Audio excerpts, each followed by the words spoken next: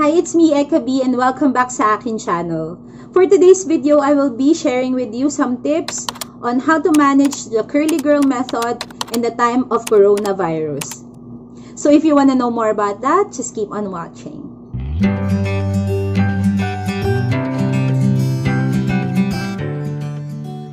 Hi mga ate girls, it's me again. I hope na okay tayong lahat despite this news na COVID-19 has been declared by the World Health Organization as pandemic. Ibig sabihin, malawakan na po yung pagkalat ng sakit, ng bagong sakit sa buong mundo. As we discussed this COVID-19, alam ko na maraming ate girls natin ang nagwo-worry about their curly girl method. Kasi naman, kahit ako, nag-isip ako kasi, of course, we're encouraged not to wash our hair on a daily basis. Pero with COVID-19, parang hindi ata yan pasok sa isang guidelines ng WHO at ng DOH na practice hygienic procedures or measures. Nagtanong-tanong ako sa mga friends ko na doktor kung ano ba ang pwede kong gawin dito sa method na to. Ano bang dapat kong isaalang-alang and all. So, ang sabi nila sa akin, wala pa namang ebidensya na itong mga virus na ito ay natatransmit sa pamamagitan ng buhok. Yun yung isa sa mga points na pwede kong ma-share sa inyo according to the expert. Siyempre, ayaw naman natin na madami tayong nababasa tapos di natin sure. So, ito tinanong ko na talaga yung mga friends ko na doktor. Keep in mind na itong COVID-19 is just a new virus. So, it means evolving pa siya. Continuous yung study na ginagawa sa kanya. Ang masasuggest ko bilang inyong tita curl is wash your hair daily, mga ate girls. Siguro, bago ako dumiretso dun sa mga iba pa nating guidelines, alala ko lang kasi, di ba, I transferred work. So, dati, yung home to workplace ko is mga around 15 to 20 minutes lang. Ngayon, mga roughly 2 hours yung commute ko. Ang ginawa ko is hindi ko pinapractice yung everyday washing of my hair. Nagkaroon ako ng build-up. So, I don't know, pero ang masasabi ko lang, ang isa sa mga suspect ko doon is kaya nagkaka-build up yung hair ko kasi nag-accumulate din yung dirt. Tapos hindi ako nakakapag-wash siguro ng maayos. So baka nandun pa rin yung mga dumi. Kaya nagbi-build up siya sa scalp and dun sa hair ko. And resulta niya, worse talaga. After nun, I have learned to co-wash again on a daily basis. Isa sa mga na-practice ko din, dahil doon, nagsashampoo na ako na may sulfate pero walang dimeticone or silicones and mineral oil. I do it once lang hanggang makarecover yung buhok ko and luckily, isang linggo lang nakarecover na agad siya. So, I'll check kung next week ganun ulit. Kapag next week medyo naging dry siya, it means na I can go back to my shampoo na walang sulfate. Ngayong time of coronavirus, I suggest that you co-wash daily. Lalo na kung galing kayo sa labas, nag-public transport kayo, nag-LRT kayo, nag-jeep kayo, nag-MRT kayo, nag-UV Express kayo, nag-bus kayo, nag-tricycle kayo. Basta, sumakay kayo sa isang pampublikong sasakyan, nag-grab kayo. Actually, yon it's also a form of public transport kasi marami nang naunang sumakay sa inyo, tapos maraming sasakay ulit after nyo. Of course, kapag nagtatrabaho ka sa hospital or sa mga clinic na maaaring ma-expose ka sa mga taong may sakit, kailangan everyday ka ring mag-co-wash, girl. Kung wala kang tiwala sa fingertips mo, buy a silicone brush. It's just cheap. Sa Shopee, marami.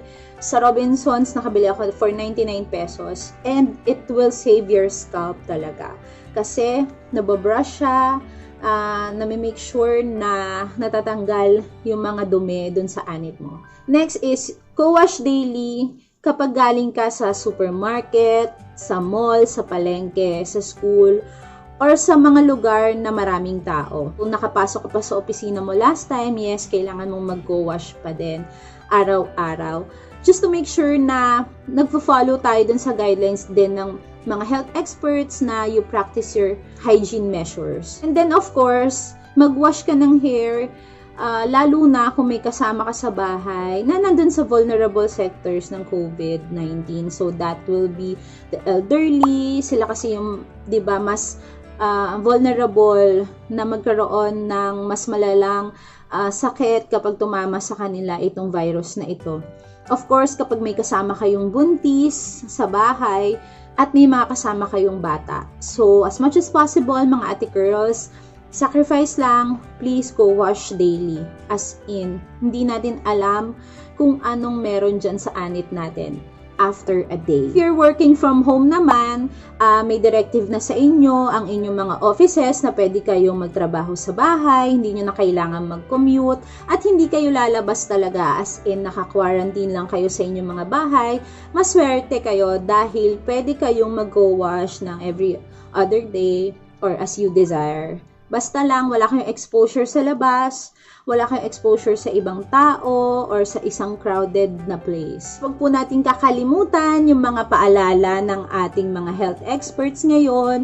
Don't subscribe to fake news, mga ate girls. So, pwede naman kayong pumunta sa DOH, WHO. I think kapag nag-message kayo sa kanila, they will answer it right away. Lahat naman ng pointers nandun na. But, of course, ang lagi lang natin tandaan, maghugas ng kamay with soap and water.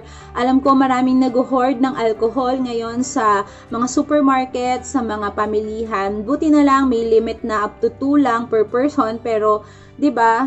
Sabi nga nila, marami kang alcohol, akala mo safe ka pala.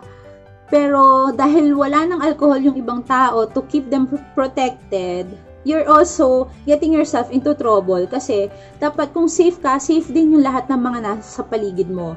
Remember that this virus can be transmitted. So kung may isa lang sa inyo na meron noon na hindi nakabili ng alcohol, hindi nakapag-sanitize dahil doon, I swear, kahit ano pang alcohol, kahit ilang galon pa yung binili mo, you will not get yourself safe. So, isipin din po natin yung mga ibang tao. And the cheapest way pala to fight those viruses is wash your hands regularly with soap and water, lalo na kung humawa ka sa mga handrails na hinawakan ng ibang tao, sa doorknobs na hinawakan ng ibang tao, nagbanyo ka, before and after you prepare your meals, kailangan nagwash ka ng hands mo. Don't touch your face, particularly your eyes, your nose, and your mouth as much as possible. And if you must, kailangan malinis yung kamay mo, you hand wash it, or you sanitize it.